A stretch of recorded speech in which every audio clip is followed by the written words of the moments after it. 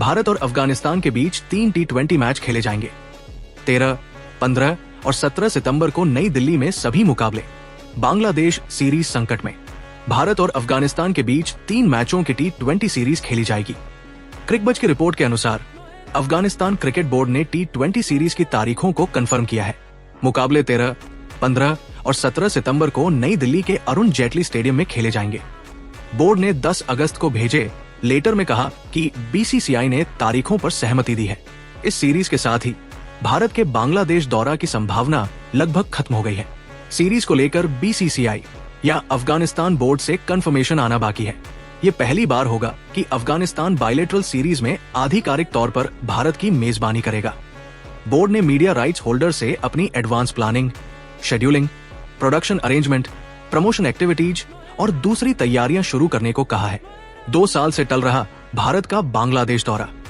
Bangladesh cricket board BCB ने भारत के साथ 6 मैचों के लिए 1 से 13 सितंबर की तारीखें तय की थी।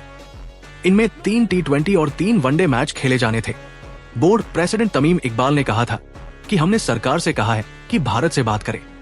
तमीम ने विदेश मंत्रालय जाकर सुरक्षा की गारंटी मांगी थी। हालांकि बांग्लादेश सरकार या BCCI की ओर से इस पर कोई स्टेटमेंट नहीं आया।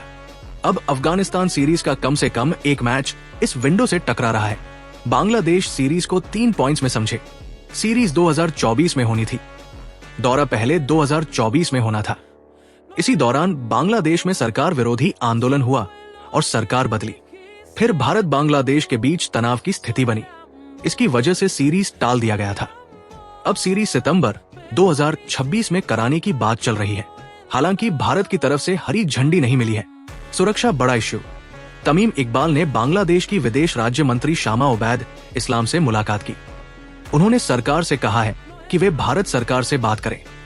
उन्होंने भरोसा दिलाने को कहा कि बांग्लादेश में टीम इंडिया पूरी तरह सुरक्षित रहेगी। हालात सुधरते दिखने पर सीरीज संभव।